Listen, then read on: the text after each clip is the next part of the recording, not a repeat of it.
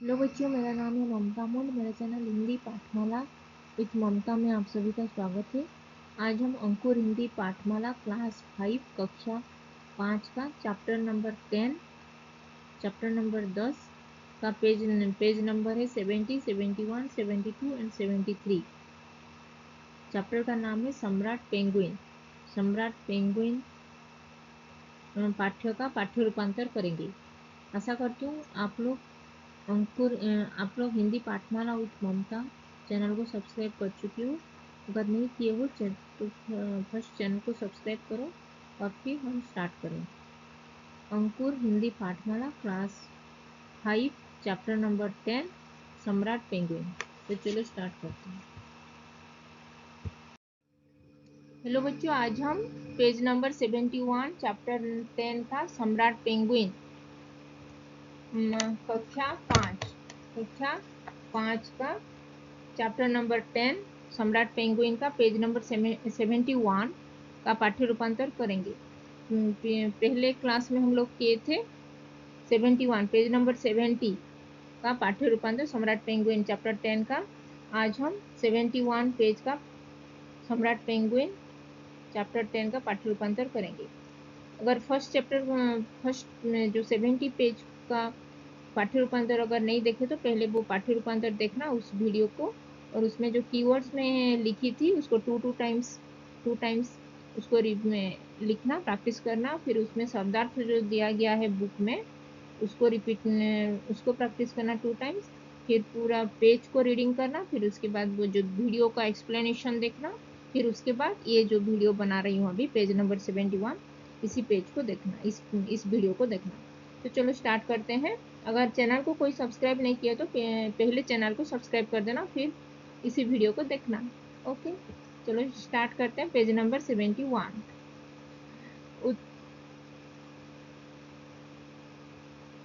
उन्होंने नाव जहाज से नीचे उतारी और उसमें सवार होकर सावधानी से टापू को और बढ़ने लगे। कौन लोग बढ़ने लगे? जो नाविक वहां पे था, वो जो मल्लाह मतलब नाविक जो सेलर था, वो तय किया कि वो सतर्क रहते हुए वो टापू पर जाएंगे और वहां पे सतर्क होके वहां पे वो टापू में जाके देखेंगे। तो फिर वो लोग टापू के किनारे वो नाव उनका जो शिप था, जो यट था, उसको लेके वो सेलर वहां पे जो टापू के किनारे वहां पे लगा के फिर वहां से वो लोग सावधानी से टापू की ओर उतरकर वहां पे टापू में जाने लगे। जैसे ही तट के निकट पहुंचे, उन्हें यह देखकर आश्चर्य हुआ कि पूरी की पूरी सेना ने एक साथ समुद्र में छलांग लगा दी है और सैनिक पागलों की तरह तैरकर दूर दूर तक छितर गए हैं। वहां पे जाके वो लोग देखे कि जिस तट के निकट, वो जो टापू के निकट पहुंच के वो लोग देखे कि आश्चर्य हुआ। आश्चर्य मतलब सरप्राइज,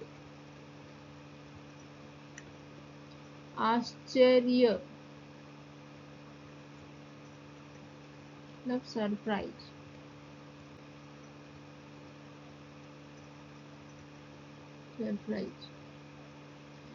सरप्राइज होके वो लोग देखे कि वहां पे जो सेना की एक साथ समुद्र में छलांग लगा दी है। वो जो सेना, जो पेंगुइन का सेना, जो पेंगुइन सब लोग वहां पे जो टापू में खड़े हुए थे, वो एक साथ एक ही झुंड में जैसे थे, वो लोग एक साथ ही वो समुद्र में छलांग छलांग मतलब डुबकी लगा दी, मतलब जंप कर दी। छलांग मतलब जंप करना,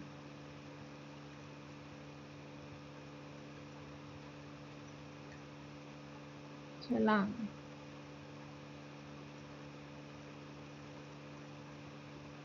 मतलब जंप। समुद्र की पानी में वो लोग जंप कर दिए और सैनिक पागलों की तरह तैरकर दूर दूर तक छितर गए हैं। और फिर वो लोग, वो पेंगुइन की जो सेना थी, बहुत सारे पेंगुइन थे, वो लोग वहाँ पे स्विम कर करके वहाँ वो पानी में बहुत दूर तक चले गए हैं। तब जाकर उन्हें पता चला कि जिन्हें उन्होंने सैनिक मान लिया था वे पेंगुइन थे। फिर वो लोग देखे भी, बहुत दूर से वो लोग देखे थे, वो टापू में कोई सैनिक थे, लेकिन वो लोग एक्चुअल में वो पेंगुइन की झुंड थी। तभी वो लोग, उनको समझ में आ गया कि वो टापू में पहुंचने के बाद उनको समझ में आया कि ये सेना नहीं था, ये पेंगुइन का झुंड था, मतलब पेंगुइन का एक ग्रुप वहां पे खड़े होके वो पानी में, समुन्द्र में छलांग मार दी, वो जंप करके वो लोग इधर उधर चले गए। फिर तब जाकर उन्हें पता चला कि ये उन्होंने सैनिक मान लिया था, जिनको उन्होंने सैनिक मान लिया था वो पेंगुइन थे। पेंगुइन समुद्र के सम्राट कहे जाते हैं। समुद्र के सम्राट मतलब king of sea, king of sea, समुंदर, समुंदर, समुद्र मतलब सी, सम्राट।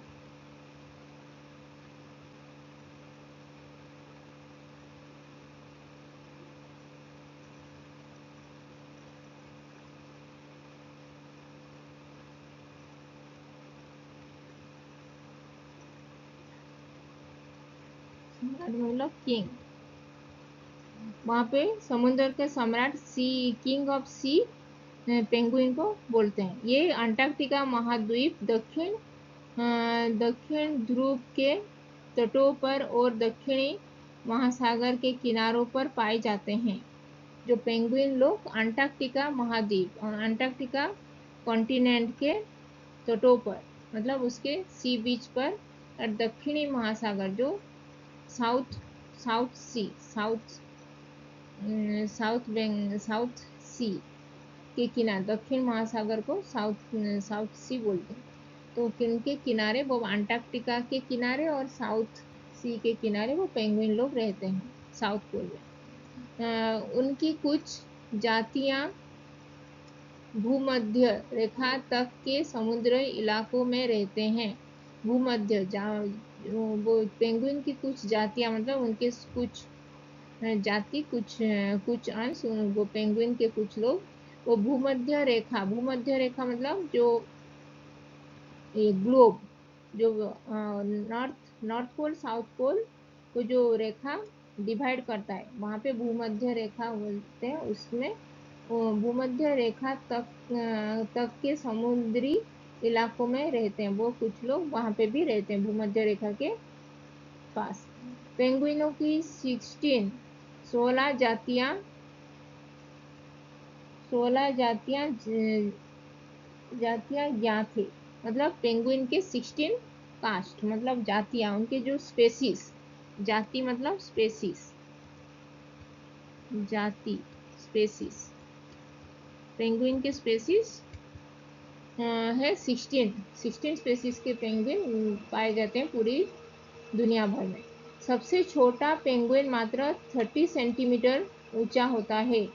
जो सबसे छोटा मतलब स्मॉलेस्ट जो shortest penguin, that is 30 centimetre, 30 cm के पेंगुइन होता है सबसे छोटा पेंगुइन। जो फर्स्ट बर्न होता है, जो पेंगुइन जो पहले बर्थ लेता है, वहां पे वो 30 सेंटीमीटर से उसका छोटा सा पेंगुइन होता है, और उसका वजन 1 किलो होता है। वो जो फर्स्ट बर्थ के टाइम में वो पेंगुइन का वेट होता है 1 किलो। सबसे बड़ा सम्राट पेंगुइन है जो 100 सेंटीमीटर ऊंचा है। सबसे बड़ा जो हाइस्ट मतलब टॉलेस्ट पेंगुइन 100 सेंटीमीटर के है, और शॉर्टेस्ट पेंगुइन, स्मॉलेस्ट पेंगुइन, वो 30 सेंटीमीटर के होते हैं। हाँ, और लगभग 40 किलो जो उसका वेट होता है, जो बड़ा पेंगुइन, सबसे बड़ा पेंगुइन का वेट होता है 40 किलो, और सबसे छोटा पेंगुइन का वेट होता है 1 किलो। और सबसे छोटा पेंगुइन का हाइट होता है 30 सेंटीमीटर, और सबसे बड़ा पेंगुइन का हाइट, लेंथ होता है 100 सेंटीमीटर। 40 किलो 100 सेंटीमीटर होता है और लगभग 40 किलो भारी होता है। सम्राट पेंगुइन केवल अंटार्कटिका में पाए जाते हैं। सम्राट पेंगुइन जो किंग ऑफ द वो जो पेंगुइन का जो महाराज होता है वो अंटार्कटिका में मिलते हैं। उसकी कनपट्टियाँ कनपट्टियों और गले की चमड़ी नारंगी रंग की होती है। कनपट्टियों और गले की चमड़ी, कनपट्टियों मतलब उसके जो कान, कन कनपट्टियों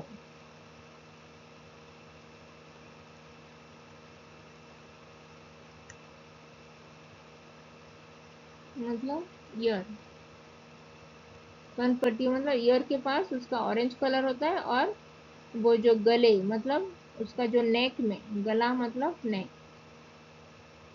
गले मतलब नेक, नेक पोर्शन के भी उसका स्किन ऑरेंज कलर की, नारंगी रंग मतलब ऑरेंज कलर का होता है। पेंगुइन उड़ने की क्षमता खो चुके हैं। पेंगुइन कांट फ्लाई, उसका फ्लाई नहीं कर पाता है, पेंगुइन उड़ नहीं पाते हैं क्योंकि वो उसका जो विंग्स होता है वो छोटा होता है। और उनका शरीर समुद्री जीवन के लिए अनुकूलित हो गया है।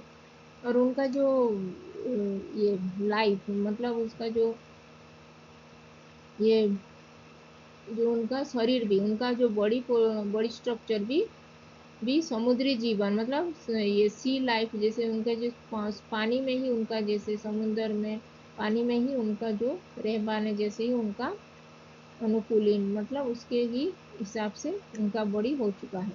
इसीलिए उन्हें समुद्र का सम्राट कहा जाता है। इसीलिए वो लोग समुद्र के सम्राट मतलब समुद्र के अलावा वो बाहर नहीं सरवाइव नहीं कर पाते हैं, इसलिए वो उन लोगों को, पेंगुइन को समुद्र के सम्राट कहा जाता है। ये अपना लगभग आधा जीवन धरती पर और आधा जीवन महासागरों में बिताते हैं।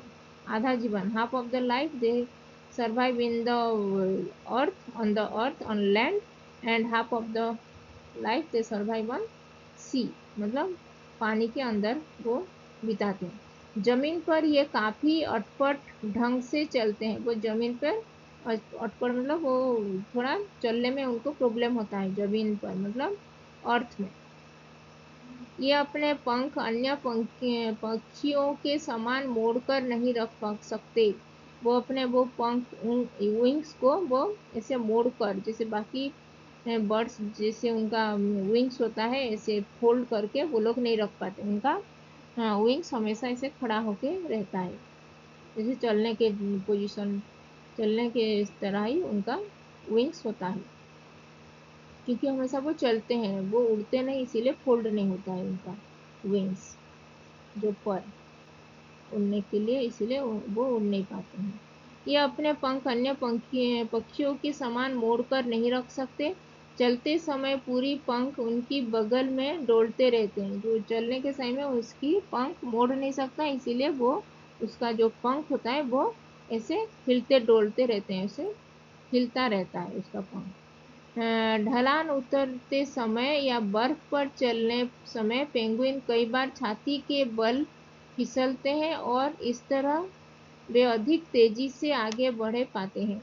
वो जो ढलान मतलब नीचे उतरने के टाइम में, और बर्फ जो स्नो एरिया में जो चलने के टाइम में उनका उनका छाती, उसका चेस्ट में वो फिसलते रहे, चेस्ट के बल पर वो फिसल जाते हैं, स्लिप हो जाता है।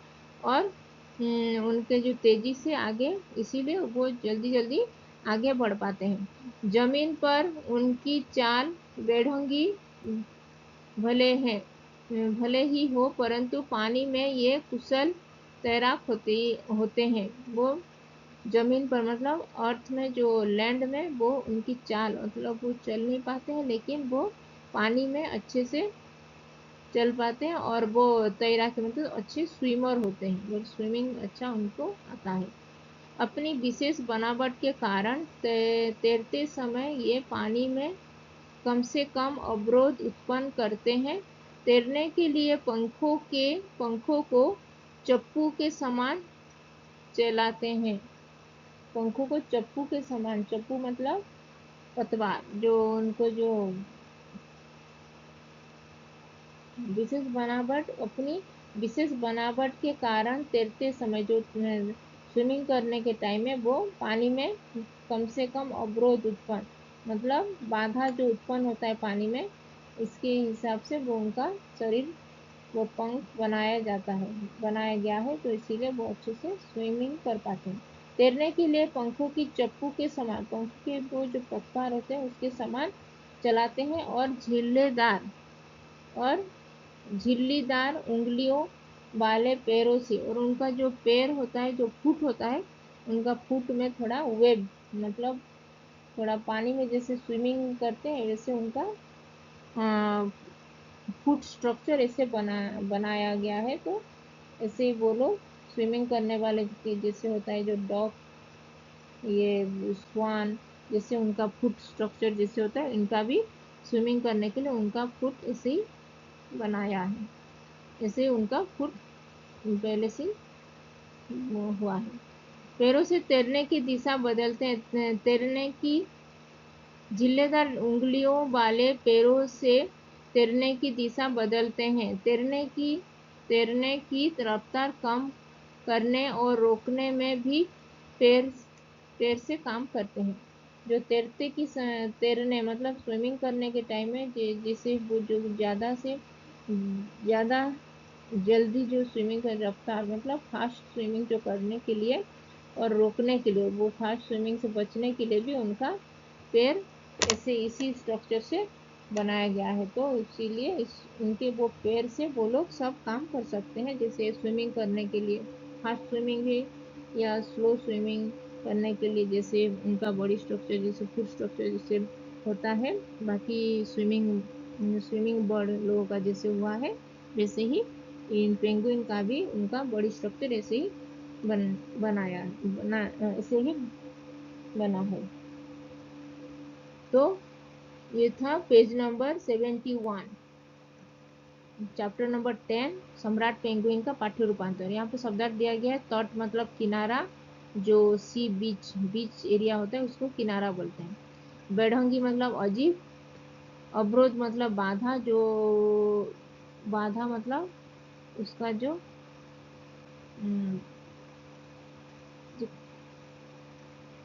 अवरोध मतलब उसको जो ये कंट्रोल करता है।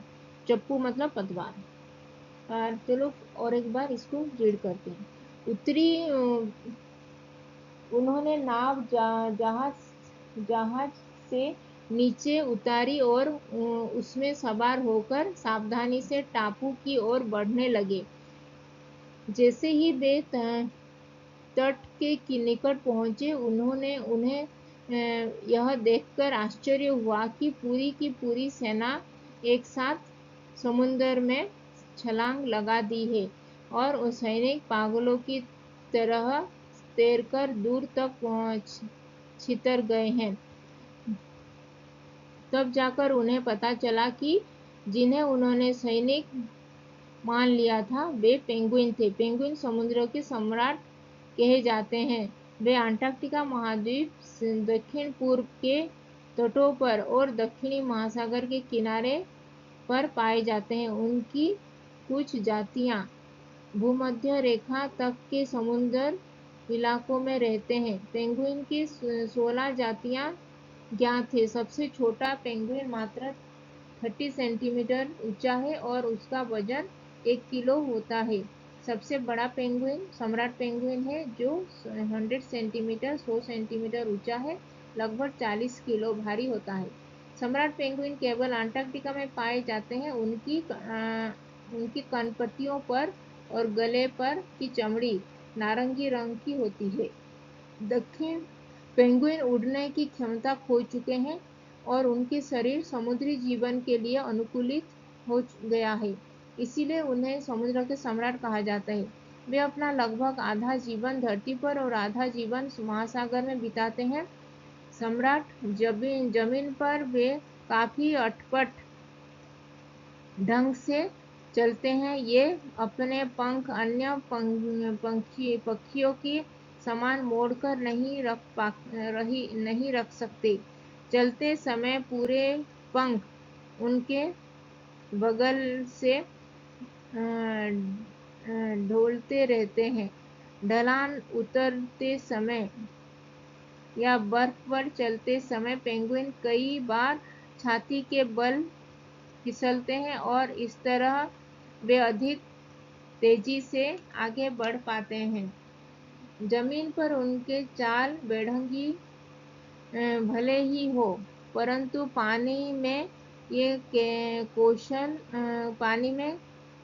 पानी में ये कुशल तैराक होते हैं। अपनी विशेष बनावट के कारण तैरते समय ये पानी में कम से कम अवरोध उत्पन्न करते हैं। तैरते समय तैरने के लिए पंखों को चप्पू के समान चलाते हैं और झिल्लीदार उंगलियों वाले पैरों से तैरने की दिशा बदलते हैं। तैरने की रफ्तार कम करने और रुकने में भी पैर से काम लेते हैं। शब्दार्थ है तट, किनारा, बेढंगी, अजीब, अवरोध, बाधा, चप्पू, पतवार।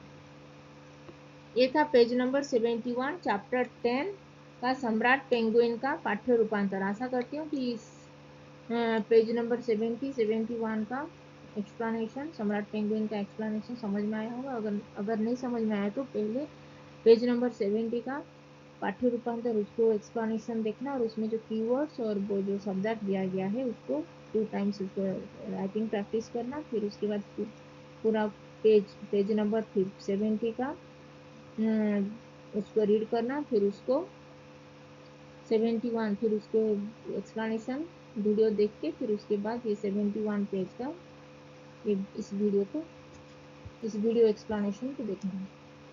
अगर वीडियो अच्छा लगा तो इसको लाइक एंड शेयर करना अपने फ्रेंड्स लोगों के साथ, और चैनल को सब्सक्राइब नहीं किया तो चैनल को सब्सक्राइब कर देना। थैंक यू, धन्यवाद।